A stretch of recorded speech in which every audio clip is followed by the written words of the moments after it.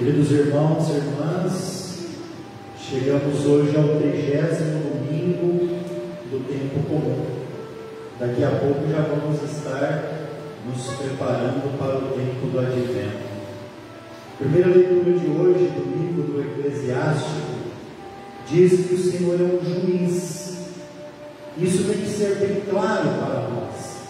O Senhor irá nos julgar pelo bem que nós fizemos e pelo bem que nós deixamos de fazer.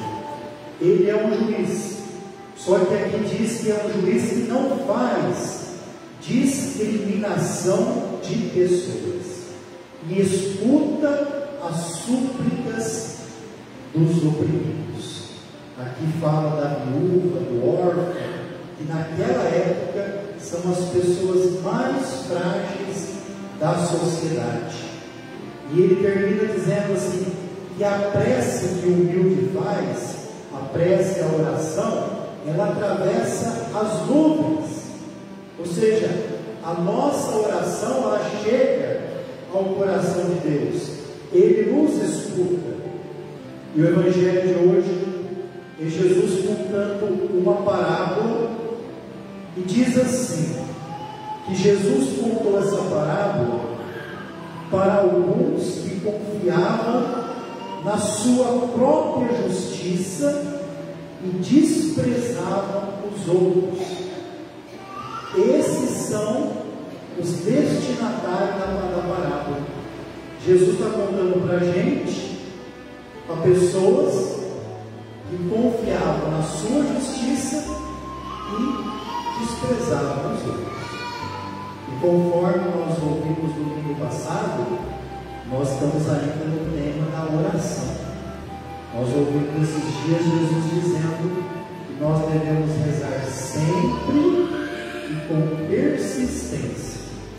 E aqui, lá no templo, que é o lugar da oração, como nós estamos aqui na igreja, entraram duas pessoas para rezar, diferentes em muitos sentidos, até mesmo na oração.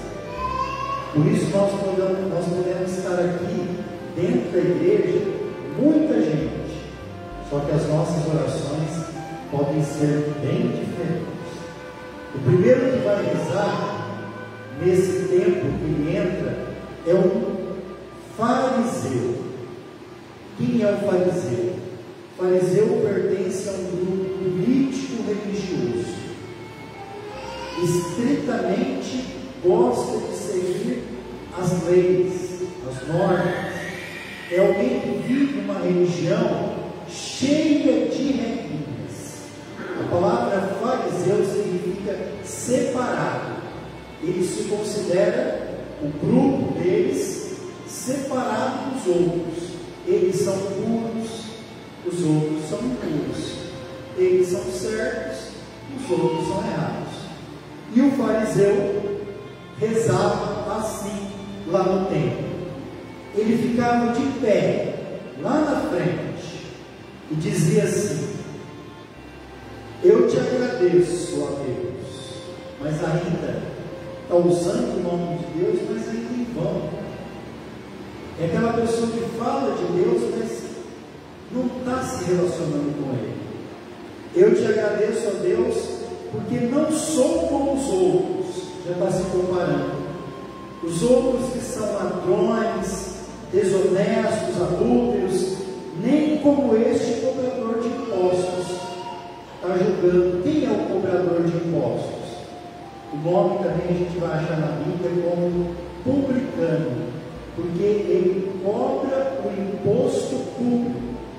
E os judeus não gostam de forma alguma do cobrador de impostos, porque o cobrador também é um judeu, só que serve o Império Romano.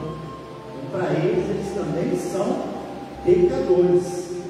E ele fala assim ainda, esse fariseu, falando dele: eu jejuo 2 vezes por semana. Ele deve estar se preparando para a quaresma, né? A pessoa que faz a quaresma gosta de falar para todo mundo que está fazendo: olha, eu estou jejuando disso, filho, estou fazendo tal penitência, eu dou o dízimo de toda a minha renda. Esse é a oração dele. É uma oração que fala de si mesmo, é uma oração da autossuficiência. Não confia em Deus, confia em si. O que ele faz na reza dele é para se exaltar, para aparecer. Agora vem outra oração, a do cobrador de impostos. Ele fica à distância, não tem coragem de chegar na frente, nem se atrevia a levantar os olhos para o céu, como nós ouvimos na primeira leitura, que a oração humilde atravessa as nuvens.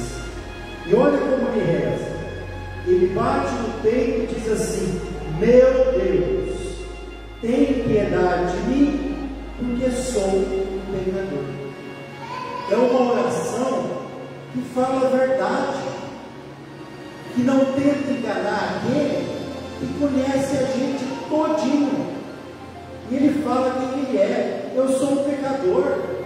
Quem tem coragem de dizer isso para Deus, eu sou um pecador, está dizendo para Deus assim: mas eu conto com a sua graça. Eu sou um pecador, Senhor, mas eu estou aqui e com a sua ajuda vou me santificar, vou melhorar como pessoa. Esta era a oração dele. E Jesus termina dizendo assim: eu vos digo, este último voltou para casa justificado, o outro não, pois quem se eleva será humilhado, mas quem se humilha será elevado.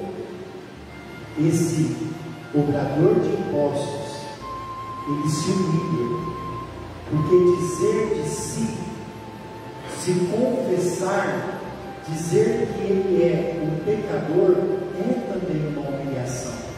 Só que Deus vai olhar para ele, e não para aquela oração daquele que quer se aparecer.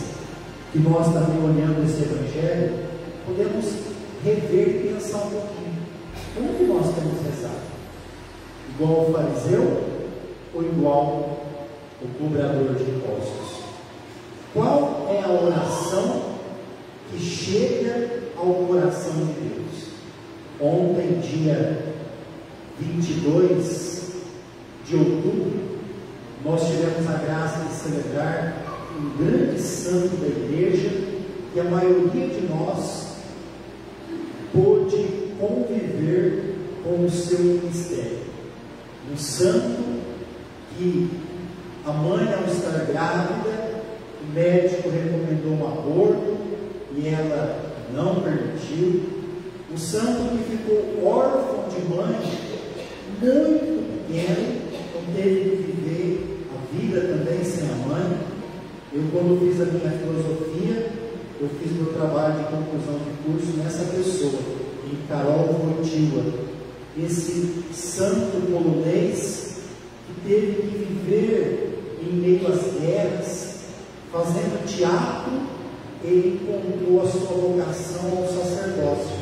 Só que nessa época, devido à guerra, ele não pôde estudar no seminário, tinha que estudar escondido, para não ser deportado pelos nazistas.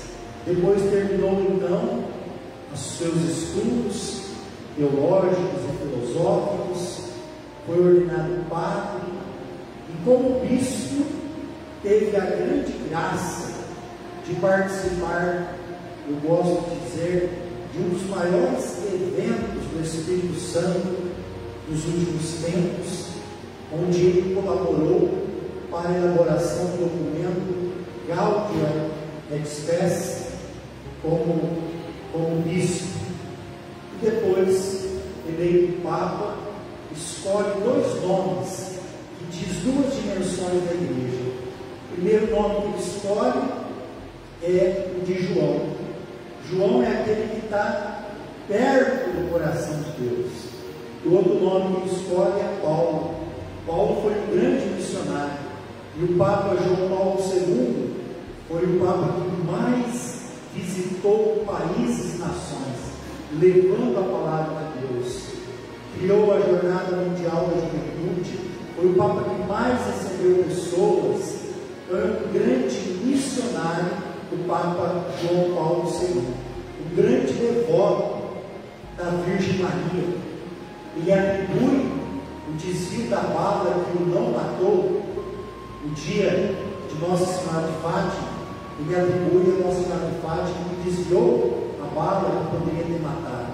Depois ele foi na prisão e perdoou aquele que fez isso e levou aquela bala para colocar na coroa de Nossa Senhora de Fátima, primeira vez que ele visita Portugal.